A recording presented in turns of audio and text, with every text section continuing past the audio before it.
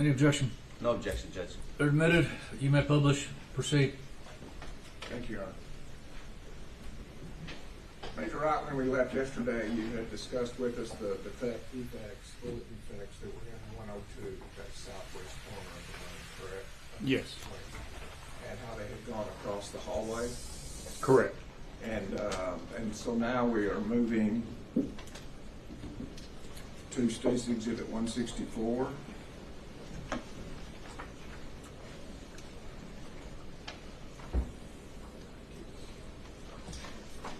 State's Exhibit 164, could you tell us what we're looking at there? That is a diagram of Robb Elementary, or at least that building within Robb Elementary, and the highlighted room is 108, which is directly across the hall from 102. And that's where you continued following the path of bullet fragments, is that correct? Correct. And would you tell us what State's Exhibit 165 is? That is a photograph of the entrance into classroom 108. To orient us, is that correct? Correct. Okay. And 166? That is going to be a photograph just stepping inside of room 108, turning to the right, and just seeing that part of the classroom. And which of those walls is adjacent to the hallway? The wall on the right with the cabinets is And going is to be there- on the back side of that wall is the hallway. And does one of your rods appear in that photograph? May I approach, Your Honor?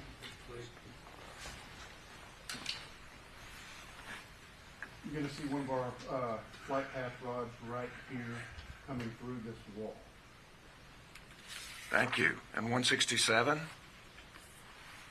It's going to be a closer photograph of that flight path rod, the bullet defect in the wall, and the flight path rod coming straight through. And am I correct that you can only affix that flight path rod if it is clear to you the path of the fragment? State's Exhibit 168? It's just going to be another closer photograph of the flight path rod coming through the wall. And State's Exhibit 169?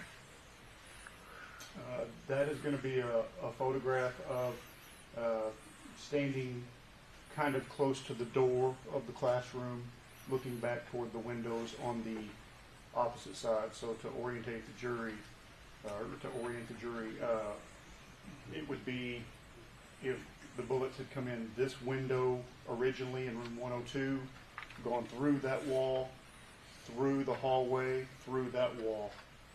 It's going to be the windows on the complete opposite side of the building.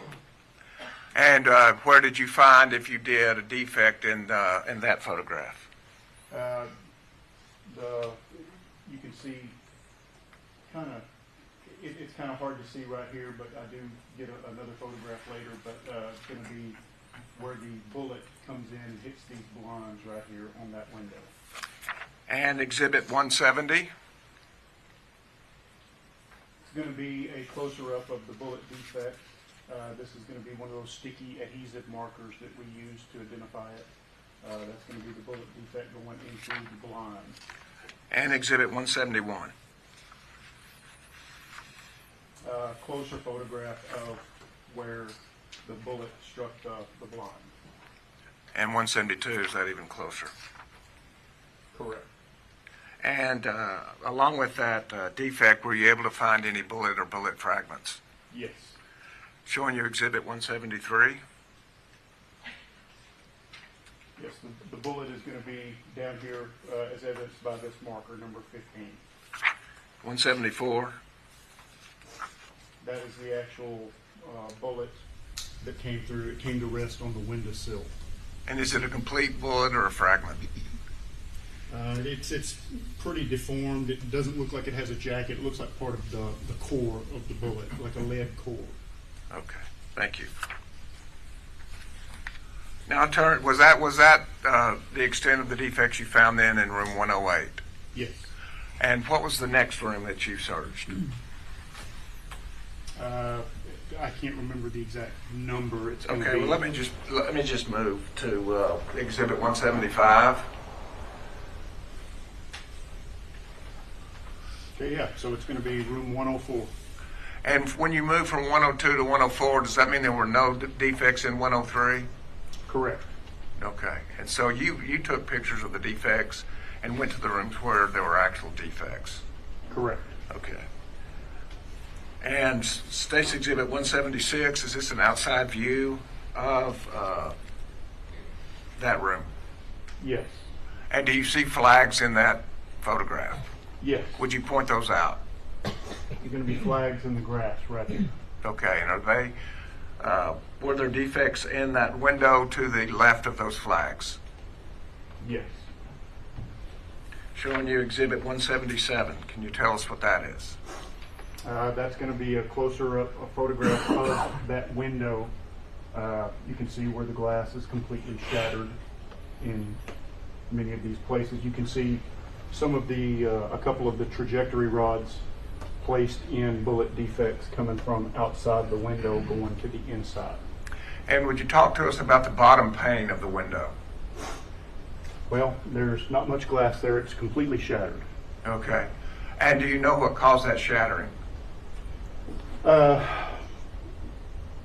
If I'm not mistaken, this room, I believe, this was probably, it may have been bullet defects, but it could have also been attempts to escape the classroom, trying to break the window so students could get out of the classroom. So so it's fair to say you can tell us the origin of why that shattered. It's just when you see it, it's shattered. Is that Correct.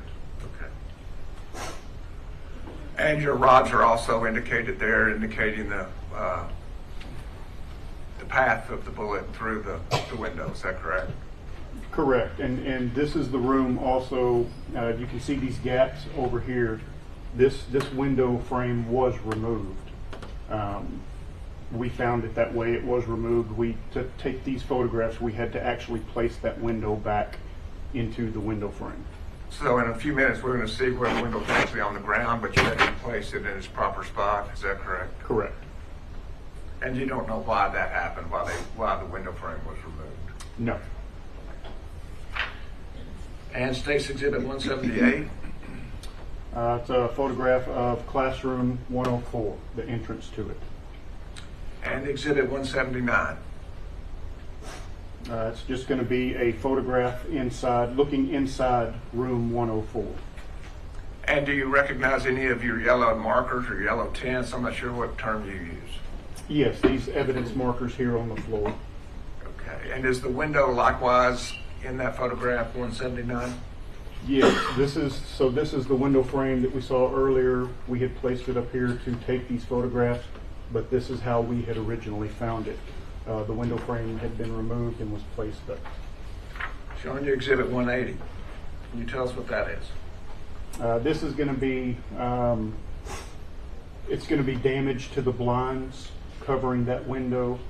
You can see quite a bit of damage to these blinds, whether it was bullet fragments or glass. Whenever bullets strike glass, a lot of times it pulverizes the glass. It turns it into shrapnel, for a lack of a better term, and it causes a lot of damage here. You can see all of these things here. And State's Exhibit 181? Again, just another photograph of that window. You can see the damage to these blinds and all the shattered glass. Okay, and once again, you don't know the origin of that shattered glass, is that correct? Correct. Exhibit 182. Going to be another photograph of this window. You can see the window down here, the window frame that had been removed from the original housing here, and it's just down here on the floor. And did you photograph the damage to the window frame when it was in that position? Yes. Showing you Exhibit 183. Okay, yes, this is a bullet defect that's in the window frame. And 184. Another bullet defect in the window frame. And 185. Closer view of the defect in the window frame. And would you describe the defect in a little more detail? Let's tell us if it gave you an idea about where the bullet came from, the other side of the window frame or from this side of the window frame. Correct. So in this one, we can tell that the directionality of the bullet traveling through this window frame, it was coming from outside to inside. So if you could kind of imagine that this is the side that's facing the classroom. So this would be the back side facing the exterior, facing the outside of the building. And you can see the directionality of the bullet coming in. You can see how it bent the metal as it comes through. State's Exhibit 186. This is going to be a picture of, this is one of our, another one of the Texas Rangers holding the window frame in place in that window housing. And 187. Just a closer photograph of the same thing. And 188. Another photograph of that window being held in place. Okay. Just kind of a side note, 187, if we could go back one. Just in the background, there's a car parked there. Here? Yes. And then 188. Is the car gone? Yes. What explains the difference in that? This was a long process doing all of these, so we photographed it at different intervals, different times. So I believe we were there working this particular side, this west side of this building, for 2 or 3 days.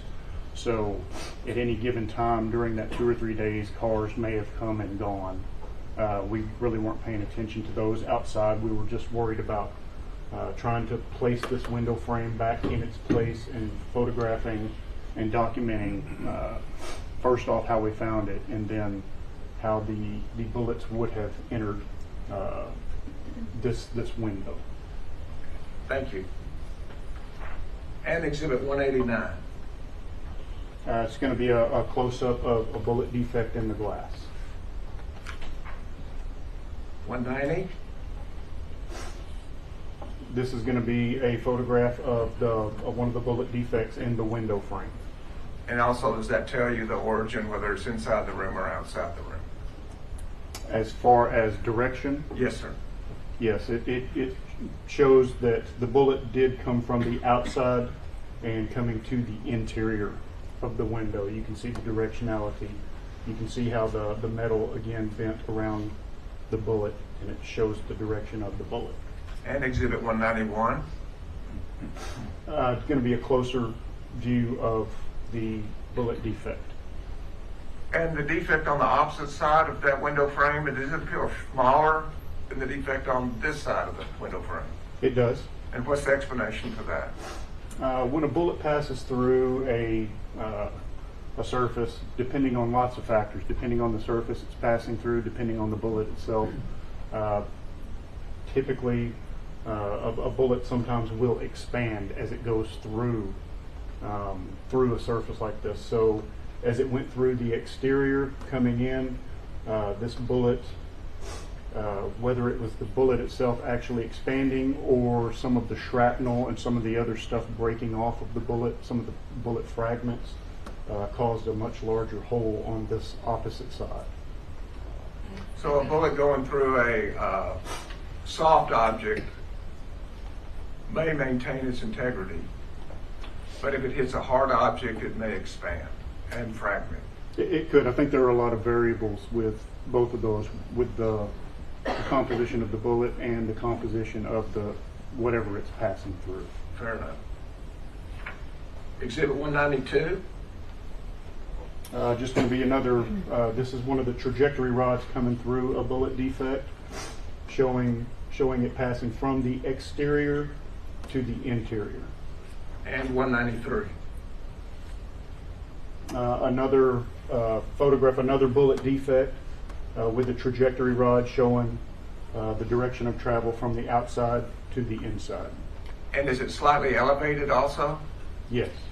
And what does that say about the position of where the gun was in comparison to the window?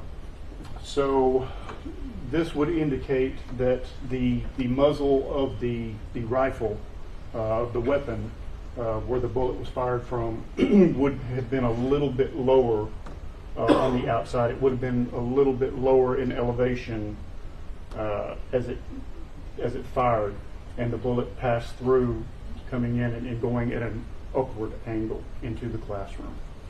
And when we looked at exhibits 102, is that consistent then with fragments ending up in the ceiling? I believe so, yes. State's exhibit 194.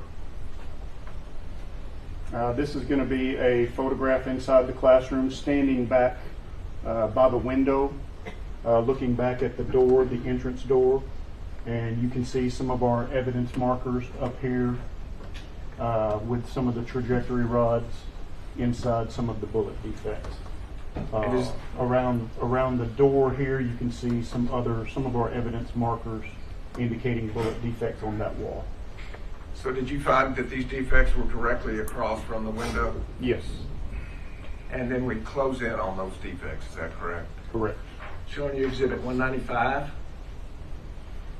Just a closer angle of these bullet defects on the ceiling and the wall.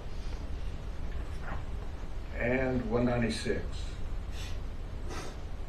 More of an overall photograph of standing back by the window again, showing the bullet defects on the ceiling and the wall by the entrance door. And it may be light there, but do your rods appear there also? Yes. Showing you 197. This will be a closer view of the bullet defects. You can actually see one of the pink rods right there. And 198. Closer view of the, these are the bullet defects that are, so here's the door, so the window would be back this way from the screen. So you can see the actual trajectory rods going in to some of these bullet defects in the ceiling tiles. Exhibit 199. Another photograph from a different angle of some of the bullet defects in the ceiling tiles. And did you close in on those to show us why you believe they were bullet defects in 200, exhibit Yes. 200? Yes. Another angle, another photograph showing bullet defects of various sizes, whether they were complete bullets or bullet fragments or actual shrapnel from glass from the window frame. It's hard to tell exactly, but you can tell some of the directionality of how they're moving. And exhibit 201. Just a closer photograph of one of the bullet defects in the ceiling tiles. Exhibit 202. This is going to be a photograph of some more of the bullet defects in the ceiling tiles. And 203. This is a closer view of one of the bullet defects in the ceiling tile. Okay. So there were a number of defects in the ceiling tile, is that correct? Correct. Okay. 204. This is going to be another photograph of a bullet defect in the ceiling tile. You can see another defect over here on this side. And 206. Another bullet defect in the ceiling tile. And 207. Another bullet defect in the ceiling tile. Backing off from that then, in exhibit 208, is this giving us a general view of the room? 204. I'm sorry, can you repeat that? This is 208.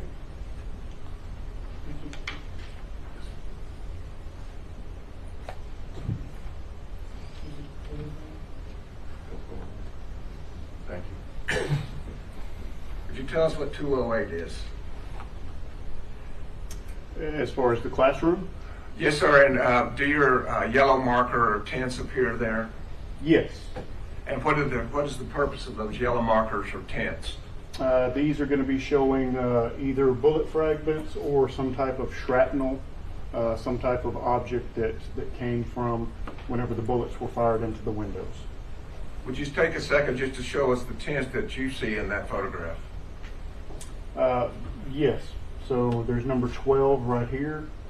I think that's going to be number 5 right there, can't really tell. But these are items that we found on the desks.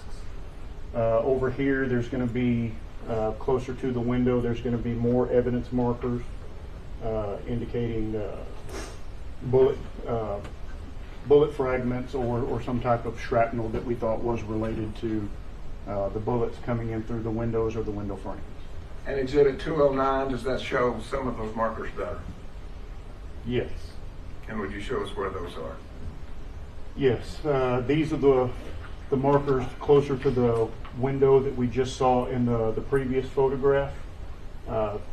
This one is actually going to be another bullet fragment closer to the entrance door of the classroom, marked number 4. Exhibit 210, It's going to be a closer angle of Exhibit 4 and Exhibit 3. and Exhibit 211, Going to be a closer photograph of Exhibit 3, which is a bullet fragment. 212,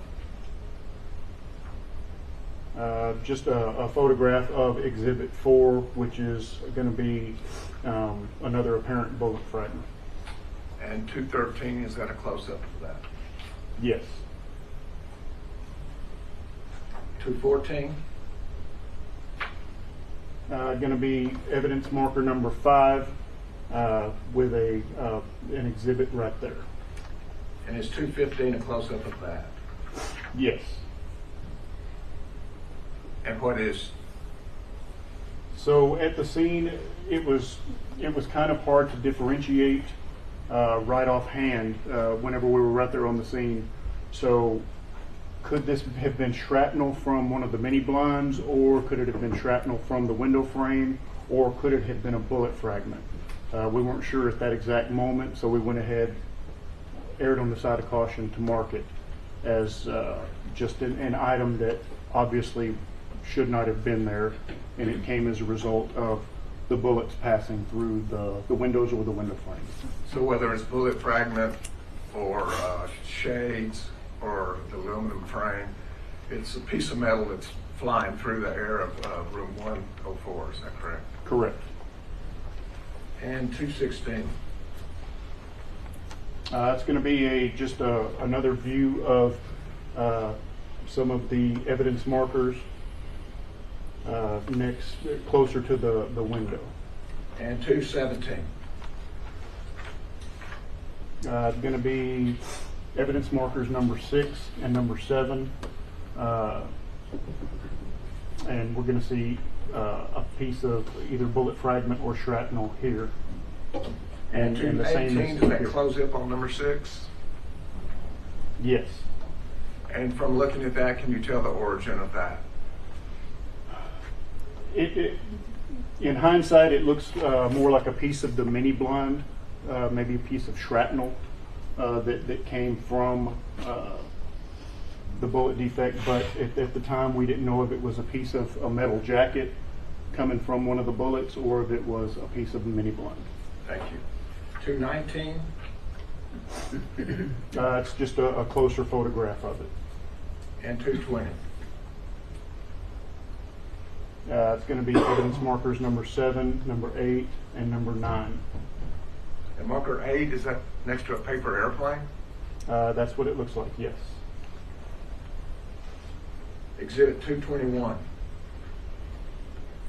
It's going to be another piece of evidence that we found, actually a couple of little pieces here, marked number 8.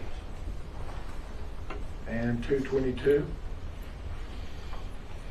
It's going to be evidence markers 8, 9, and 11, indicating some of the items that we found on the floor close to the window. Exhibit 223,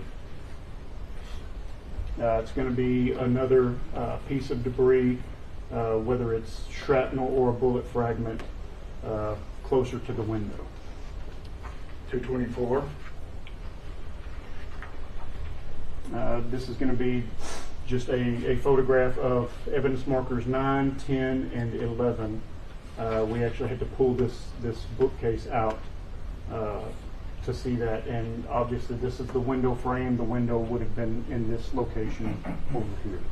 And for a reference marker, the tent number 10, is that closest to the wall? Yes. So looking at 225, can you tell us which marker this belongs to? That's going to be, I believe that's going to be number 10 right here. So this is the wall. It's on the floor here, and this is a piece of it appears to be a piece of a copper jacket from a bullet. So it'd be a bullet fragment, but it would be the piece of the copper jacket that covers that lead core of the bullet. And 226. Just another photograph of 8, 9, 10, and 11. 227. It's going to be a piece of debris on the floor with our evidence marker there showing the size of it.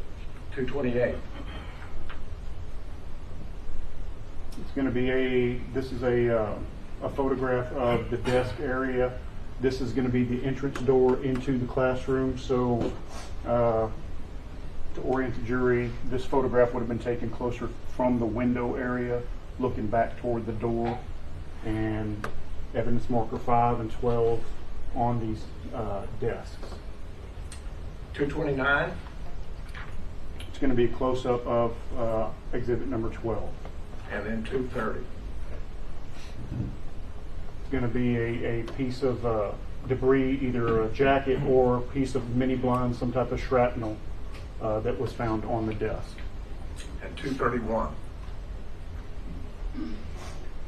This is going to be a photograph looking close to the entrance door, or from the entrance door of the classroom, looking back toward the window, but they had these double doors that went into the classroom next door to it. So these doors are open. So this is going to be some of the evidence markers that are there, and some of the things that we found on the floor, on the desk, and some of those other evidence markers were over there that y'all saw earlier. So those internal doors allow two different classrooms to access two different classrooms. Correct. Is that correct? Correct. You could come in one door and then go into the other classroom by this adjoining door. Correct. Exhibit 232. It's going to be a close-up of, or a photograph of evidence marker number 13. And 233. It's going to be a closer up of some of the shrapnel or bullet fragment labeled number 13 that's on the floor. Exhibit 234. This is going to be the entrance door to that classroom. You can see bullet defects on the wall over here, and you can see one of our trajectory rods stuck in one of those bullet defects. And exhibit 235. That's going to be a bullet defect that hit the door frame. It did not go through the door frame. It just hit right there and made a defect, made basically like a dent in that metal door frame. You can see where it knocked the paint off, but there's a definite indentation from where the bullet hit it. 236. That's going to be a closer angle or a closer view of that bullet defect. And 237. That's going to be kind of a zooming out photograph again of some of the bullet defects on the wall by the door. 238. That's going to be a bullet defect on the right side of the door. And 239. That's going to be it appeared that it's going to be a piece of a copper jacket that surrounded the lead core of the bullet. It's embedded in the wall right here. And 240. This is going to be a couple of bullet defects that are on top of the door. 241. Another view of those bullet defects with one of our trajectory rods in this one on the left. And 242.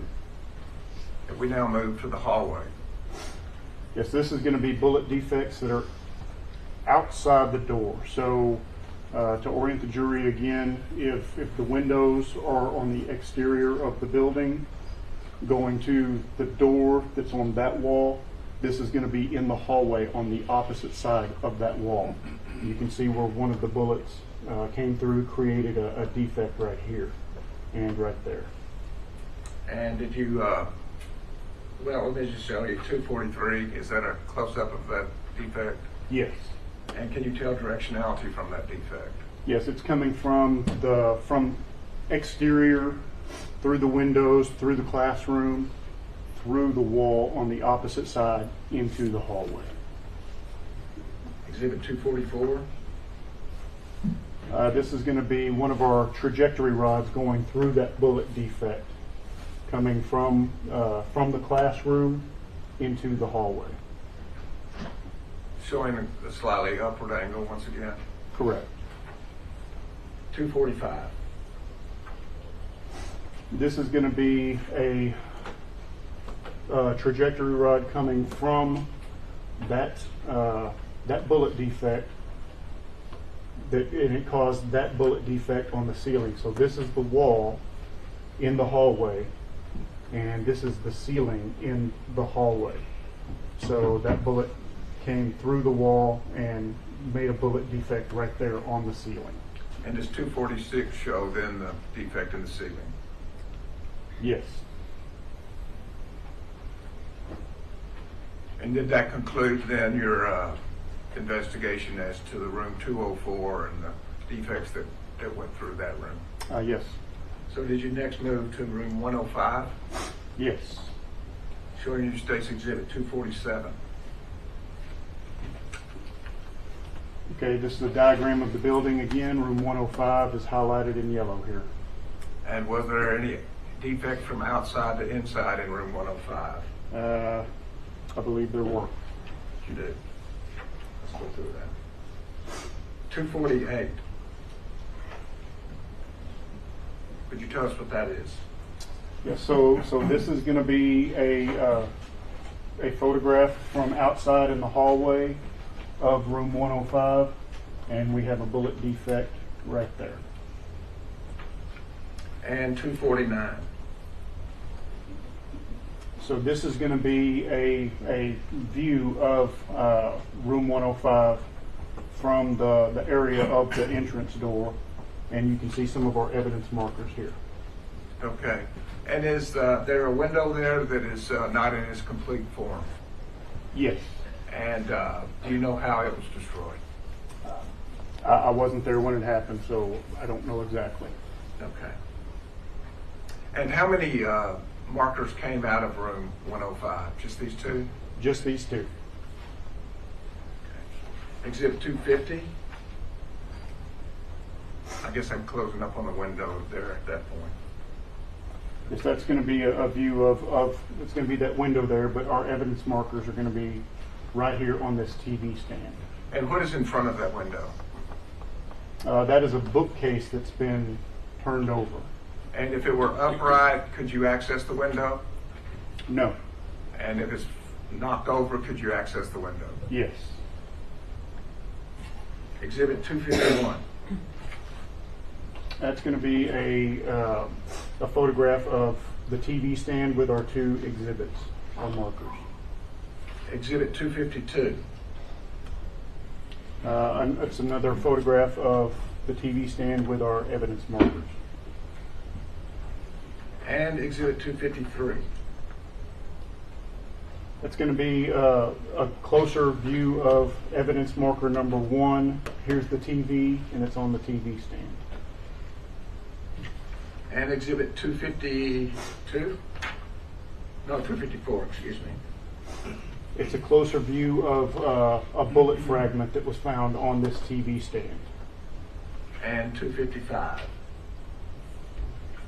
This is going to be a bullet defect that was directly above the TV stand You can see our evidence of the sticky adhesive marker on the ceiling tile right here, and that's the bullet defect. And Exhibit 256. There is the piece of shrapnel or bullet fragment that is embedded in the ceiling tile. Exhibit 257. That's going to be that's a view, a photograph view standing near the front door, near the entrance door of the classroom, looking back to the right at this wall. So this wall would be adjacent to the hallway. Just on the opposite side of this wall would be the hallway. And on the opposite side of that hallway, would that be room 102? Excuse me. I've lost the numbers. 1 second. 111, excuse me. Yes. And Exhibit 258. This is going to be a bullet defect in the wall. Again, on the opposite side of this wall is going to be the hallway. And Exhibit 259. That's going to be a closer angle of the bullet defect in that wall.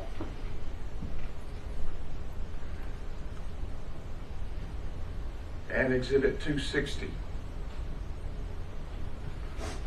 This is going to be a view from the hallway looking into the classroom 105. And 261. That's going to be what appears to be a bullet defect from outside in the hallway, looking at the top left corner of that door going into 105. And once again, across from that room would be 111. Is that correct? Correct. Okay. So based on the glass being shattered in this room 105, as well as these defects in the walls, are you able to determine the origin of that one fragment in 105? The one fragment, so the windows in this room were not shattered by bullets coming from the exterior to the interior. This one appears that the bullet came from the inside, from traveling into this room from the hallway, going into the room. So it was from the interior of the building. And how are you able to exclude that it didn't come from the shattered window?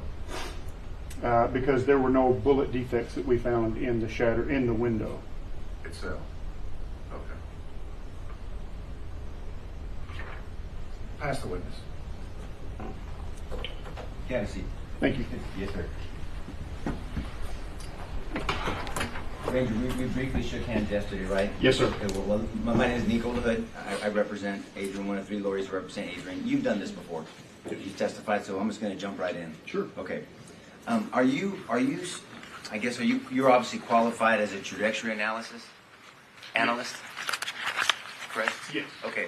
And I think you described to the jury yesterday what that is, but you're trying to determine pathway of a bullet, a trajectory analysis, from its origin to its endpoint, correct? Correct. And often they use your skill set with wound path analysis, right? Yes. Right, because it's the next step. If somebody unfortunately is struck by that trajectory, then the wound path should match the trajectory of the starting point and the end point where it rested. Yes. Okay. What training does an individual like yourself go through to do this type of analysis? Well, as a Texas Ranger, we all have to go through a 3-week advanced crime scene school. We do lots of continuing education throughout our careers.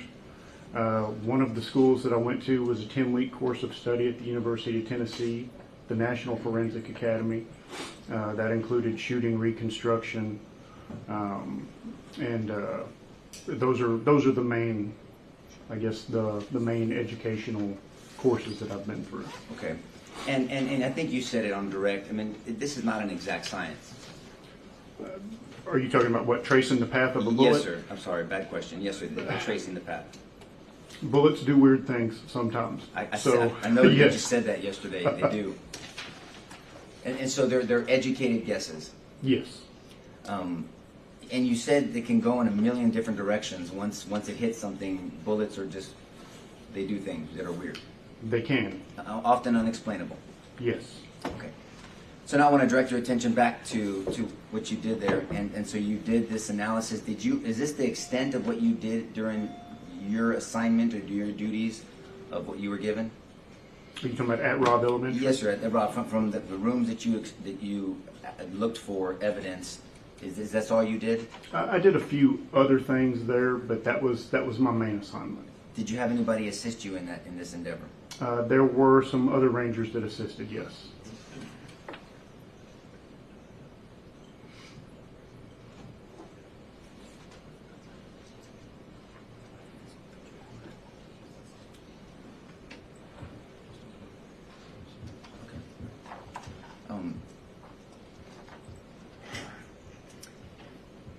So you made the determination that the majority of the defects that you saw on the west side of the building came from outside. Correct. And you were mentioning things about the frame of the window and the indentation of the entrance versus the exit. That's called beveling, right? Correct. Yeah. And will you explain to the jury what beveling is? So beveling is, again, like, I guess, could we pull up that photograph of Sure. one of the window frames? What do you remember what number that is? Any one of the window frames? Yes. Any one of them showing that exterior defect and the interior defect. They're right here. 183. For the record, Judge, it states Exhibit 183, 184, and 185. I think we have it here.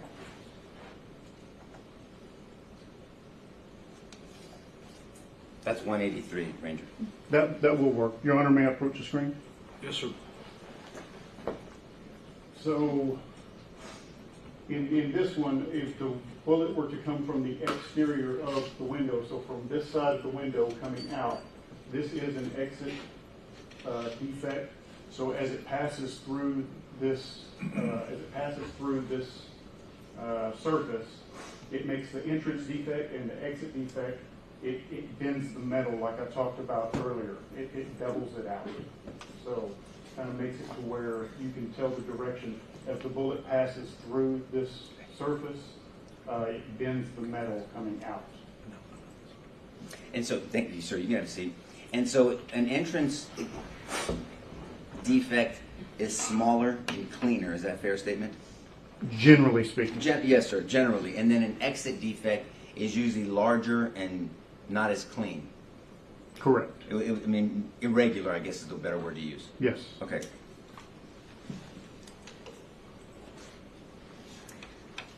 And this is why you said, I think at the end of your testimony, that there were some defects in room, I thought it was room 105, that you believed were coming from the inside of the building.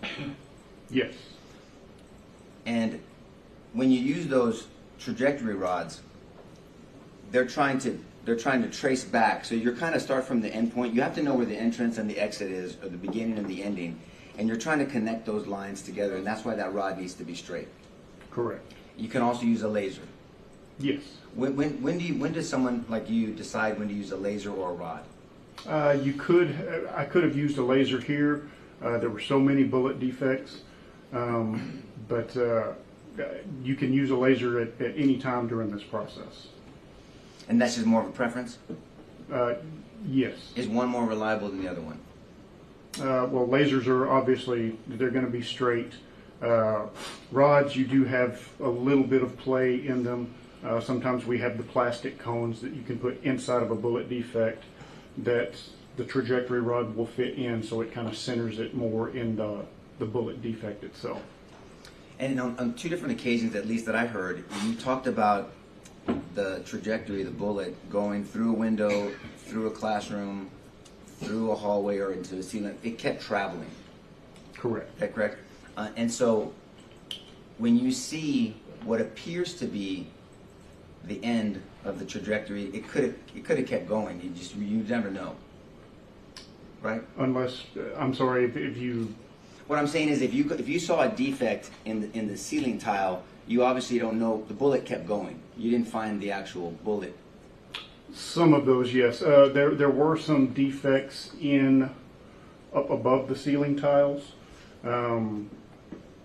Sometimes it was hard to determine exactly where they came to rest, but passing through those ceiling tiles, yeah, there was rafters up there and all kinds of things. And just as a side note, the government's not going to contest us on this. The person responsible for these defects and causing this damage is dead, correct? Yes. Okay. It's not Adrian sitting at the table with us. No, to my knowledge, no, absolutely not. And you're correct, by the way. Yes. And so, at some point in your investigation, or you're part of this investigation, you heard that from the inside of the school, there were some rounds that went outside one of the windows, on the back side, on the east side. I'm sorry, can you repeat that? Room 111 and room 112 had there was a bullet or bullets that went out of the building from 111. I did not do any of the evidence gathering or evidence analysis in rooms 111 and 112. But you understand there was defects outside of the building. Are you talking about that came from 111 or 112? Yes, sir. Just maybe what I've heard through some of the other investigation, but I did not. I did very little in rooms 111, 112 past identification of the victim. But you would agree that you are considered and you have testified as an expert in trajectory analysis in the past? Yes. Judge, may I approach the witness? Yes, yes. Ranger, I'm handing you what's been marked as Defense Exhibit 2 for identification only. Okay. You recognize Defense 2, do you not? I do not. Okay. Would you, let me get a bigger, I stay one. Okay.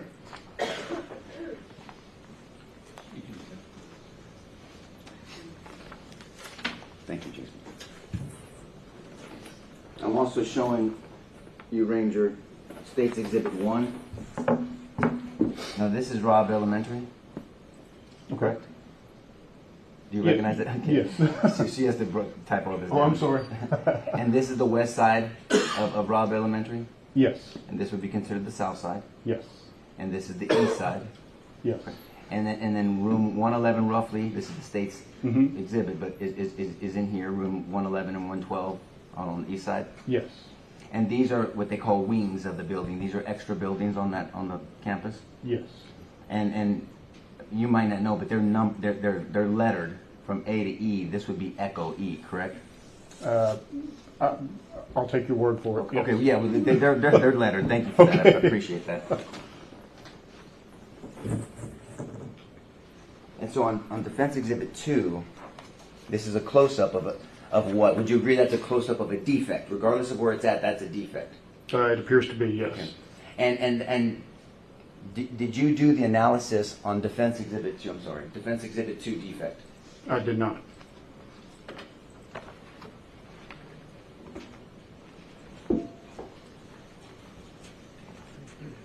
Do you know if anybody did the analysis on Defense Exhibit 2 defect from Building E? I don't know. Are you aware that these are metal buildings, so defects, trajectories will affect metal different than other surfaces? I'd say that's a fair statement.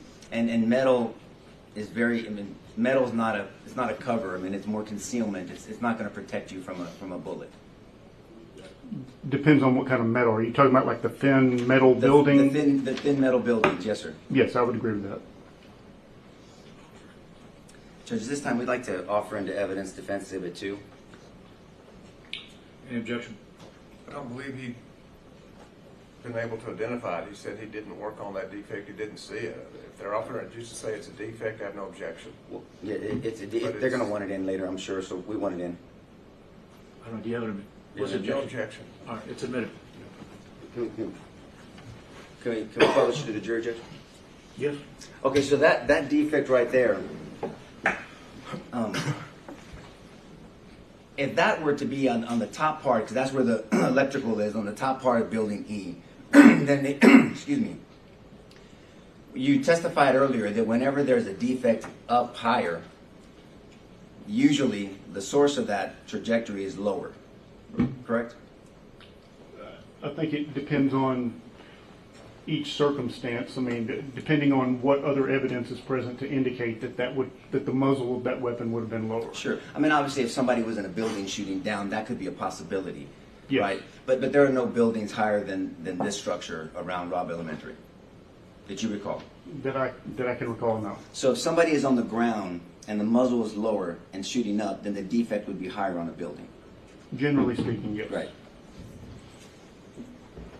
And you don't, and you yourself, hopefully we'll get someone else to talk about this, but you yourself did not, that's not your evidence there, your That's evidence correct. marker. No. But a defect on a building like that, behind a structure that had a lot of gunfire, it would be very difficult to pinpoint where that came from. Was that a fair statement? I think there's a lot of variables with that. It would kind of depend on if there's another corresponding defect on the opposite side of that wall, or even within that wall, if we could see where the bullet passed through this surface and made contact with another surface. If there is a corresponding defect, that gives us 2 points of reference to put a trajectory rod or a laser. But correct, that is right. Okay, but and you don't know if that was done on this defect. I do not. If somebody on the east side, may I approach, Judge? Yes. If somebody on the east side in front of this building, sorry, the west side. South? This is south. I'm so sorry, Ranger. You're right. I'm wrong. So on the south side of the building, correct, made a claim that there were multiple shots fired at that individual. Is it fair to say that we should see defects like this multiple times in this area? Okay, can you, I guess, repeat that? I want to make sure my logistics are correct. That's okay. If somebody, as an expert, if somebody is claiming there are multiple shots on the west side of the building here, in front of this structure, This is the west side. no, I'm getting myself confused. You're right. This is the west, on the south side of the building. Okay, so if a suspect is, or if a person is here, If a witness is on the south side of the building, okay, claiming that a suspect fired multiple rounds at them on the south side of the building, okay, we should see defects somewhere in one of these buildings, E, D, or even C. if it struck one of those buildings, yes. I mean, obviously it could pass through as well, but if it struck one of those buildings, that would make sense. That would be logical. But also let's talk about the pass through, because you said something. If those rounds passed through, there would be defects passed in structures behind that, right? Correct. So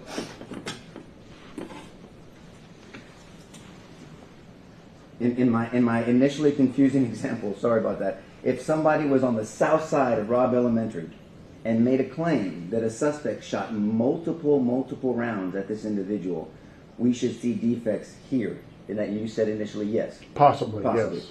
Unless they passed through, but then we should see defects here. If it struck that, not necessarily, because again, bullets do weird things. Depending on the trajectory of it, if it's going higher and over the building, if it goes lower and into the ground, there may be a bullet in the ground. So in that general direction, if it's on a level plane, generally speaking, shooting from that direction to this direction, again, perfect conditions, level plane, yes, there may be some bullet defects on these buildings over here. And bullets don't just go forever, right? Correct. And that's the reason why on New Year, there's many warnings that people don't shoot a gun up in the air, because that bullet that gets shot up, even though they don't intend this, has to come down somewhere. Correct. So bullets shot in directions, they have to go somewhere. They don't just disappear. Correct. Okay. And so that's all I was saying. If somebody is on the south side claiming a suspect shot multiple rounds this way, multiple, not one, multiple rounds, we should see some defects over here. Possibly.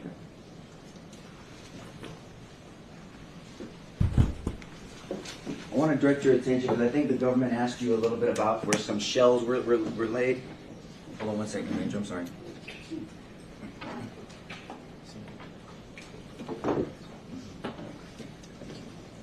Before I move on to the shells where they were laying, but seeing defects on structures behind the example that I gave you would corroborate this individual's, in our examples, claim that they were shot at multiple times on the south side of the building.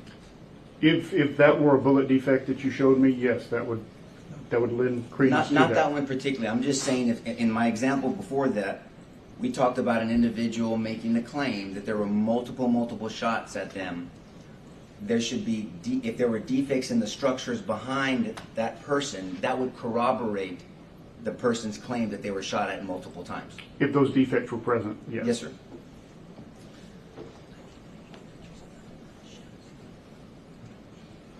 Now, I want to direct your attention now to some pictures the government went over with you yesterday on the placement of some outside shells. And when I say shells, that's the casing, right? Yes. So when a gun is fired, if it's a semi-automatic, it has to extract the shell once the bullet is. Correct. If I have a revolver, that's not going to happen. Correct. And a revolver involves a double action where you pull and it winds it up, and then the hammer comes down and hits the primer, and the bullet will go out. Correct. But there's not going to be an extraction of a shell because it's going to stay in the cylinder. That's correct. And in the old days, the Rangers used to carry single sixes, right, where you have to pull it back every time and then shoot. It's a single action. It's been a few years, but yes. Well, yes, you don't look that old, trust me. But now a semi-automatic is where someone can pull the trigger repeatedly, and then it will continue to be fed in through the magazine. It's not a clip, it's a magazine, and the bullet will be sent out, and then the casing or the shell will be extracted. Yes. And every weapon has a different, well, depending on the manufacturer, a different extracting mechanism. Yes. Handguns extract their shells different than maybe a long rifle. Yes. And when I mean long rifle, what do we mean when we use the term long rifle? A long rifle is usually just going to be a larger weapon. It's going to have a stock and a longer barrel on it. Do we call a deer rifle a long rifle? Yes. But we also call an AR-15 or an AK-47 a long rifle as well. Correct. And so with a long rifle that's not a bolt action, which is a deer rifle is a bolt action, right? Correct. Well, some of them are, yes. Some of them are, right? Some are semi-automatic these days. Yes. But when I was hunting younger, it's bolt action where you shoot it and then you pull the bolt up, you enter another shell, another round in there, and then you can fire it. Yes. Okay. But an AR-15 is a semi-automatic. Correct. And so you can shoot that weapon as fast as you can move your finger. Correct. And so when you're doing that, casings are being extracted. Correct. May I stand up briefly, Judge? Yes, sir. And so there's a difference if one of these officers or yourself is tactically holding the rifle in your armpit, if you're coming into a room, versus, and I'm not making light of this at all, the only thing I can think of is like a Rambo where you're holding it low, shooting. Okay. Okay, so if I'm coming in this way, and if I'm in the same position, I'll come up here so the jury can see. If I'm in the same position and I'm shooting, I'm only going low because in my head I don't even like to pretend to point a weapon at somebody. So if I'm coming down and I'm shooting this way, it's going to extract the shells this way differently than if I was holding it perhaps Rambo style. Generally speaking, on ejection of those cartridges Yes, sir. like that, I think there's a lot of variables that go into that, and I think there have been, my experience in training, there's been a lot of studies saying that, are they going to all be the same? No, they're not going to be the same. Right, but what I'm saying is if I shoot from here and I do another round of firing from here, because of the distance of where I'm holding the weapon and the angle of where I'm holding the barrel or the muzzle, it's going to extract the casings perhaps in a different location. Perhaps, but I think that'd be difficult for me to say accurately. Well, I guess that's another point. It's just difficult for anyone to say accurately where shells are at. We have to look at the totality of the circumstances. Is that a fair statement? Yes. And that's a term of art in law enforcement, is Yes. that a fair statement? Definitely. What does the totality of the circumstances mean? Will you explain that to the jury, please? So totality of the circumstances means that you just have to take everything into consideration. But there are going to be a ton of variables in any circumstance, and any of those variables could affect the outcome. And what happens if we don't take everything into consideration when we're looking at a situation? You could possibly miss evidence and get it wrong. Yeah, and that's right. And so the goal is not to get it wrong. Is that a fair statement? Correct. Okay. And so now I want to direct your attention to State's Exhibit 112.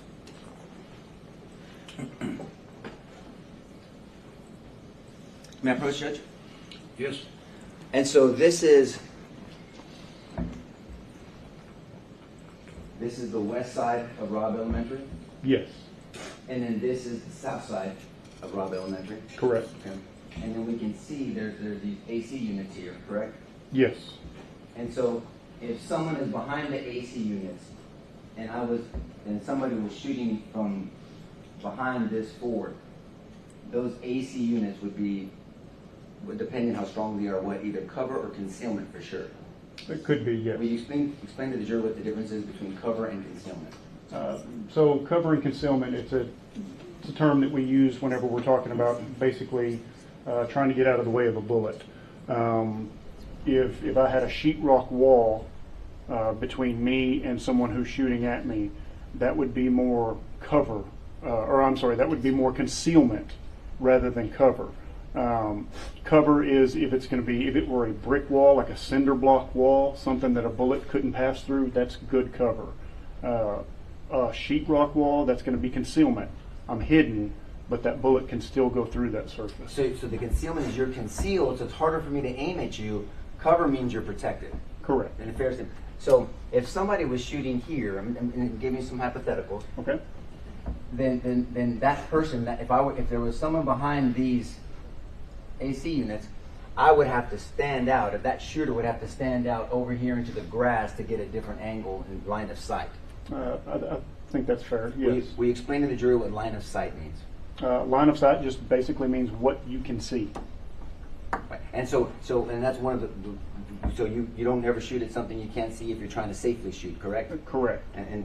And so if there was someone behind these AC units, I would have to move out to the right of them, go further south to get line of sight on somebody on the other side. That's accurate. And if I was shooting, now hypothetical, if I was shooting at someone on the other side of those AC units, and I was discharging a semi-automatic, we would see these casings further south. Is that a fair statement? Not necessarily. Again, there's going to be variables on where the person was standing, how the weapon was held. Well, that's what I was asking you earlier, right? Sure. Okay. So let me make real specific. If I'm trying to shoot someone on the other side of these AC units, we've talked about that. I would need a better line of sight, so I would, in our hypothetical, would move south. Correct?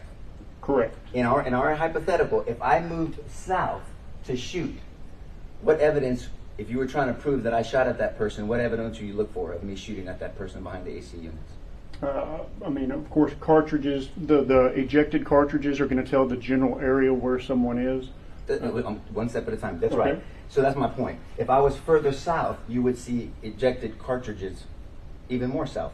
Possibly, yes. Quite possible. I mean, the wind can't. Just so they understand, if I'm shooting a semi-automatic and the casings are coming out, even if it was windy, the wind is not going to blow the casings over to my left. I've been in some crazy wind, but it would have to be Then you're from West Texas, It right? would have to be a crazy wind. Right. It'd have to be crazy wind, right? Yes. Okay. Crazy wind. Okay. So if I'm shooting over here, then we should see some cartridges to the right of me. Possibly, yes. Possibly. That's an answer, because you have to answer that way, right? Yes. Okay. You're not being difficult. I'm not trying to. I know you're not. And so if these casings are here, then most possibly the shooter was over here to the left, more west. I'd say that is possible. Probably more possible. It's More possible. likely than not. Is that fair? More likely. I would than say not. it's more likely that they're over there than over there. Correct.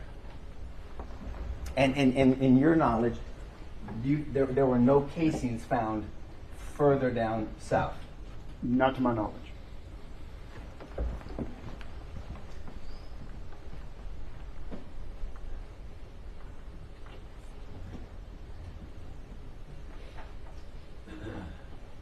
Oh, I want to direct your attention really quickly before I pass you to gunfire echo. You're familiar with gunfire echo, correct?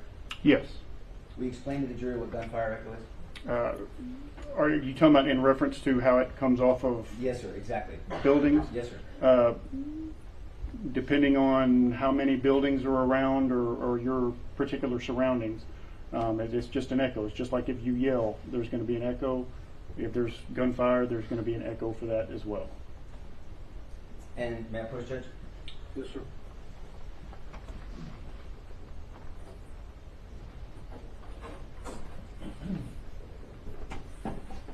And we can see around Robb Elementary, there are buildings, including Robb Elementary, that could have had this gunfire echo. Is that a fair statement? Yes. So if somebody is shooting on the west side of Robb Elementary, which we know happened, that most likely, possibly, would create gunfire echoes. It could. And do you know now in your investigation that there were 3 officers over here on the corner of Grove and Geraldine? I'm not familiar with that. If there were, in a hypothetical as an expert, and they claimed they were being shot at, we should see some evidence of them being shot at. Is that a fair statement? Possibly if the bullets struck something. Right. So if they're being shot at, there should be possible evidence of things being struck. Possibly. Yes. But even if they weren't being shot at, it's reasonable. They could have thought they were being shot at because of the echo. I guess that's a possibility. Possible. If somebody is on the south side of the building, in our earlier example, and let's say we don't see evidence that they were being shot at multiple times, it's possible they thought they were being shot at if somebody was shooting on the west side of the building. That's possible. Thank you. Thank you very much, Ranger. Oh, hold on. I'm not going to pass you yet. Hold on.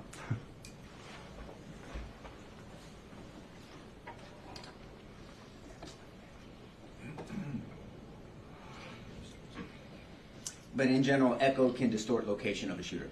It can. Thank you, sir. Pass the witness, Judge. 112, I think, is the last thing we talked about. From this exhibit, you were talking about line of fire. You recall that testimony? The line of sight? Yes. Okay.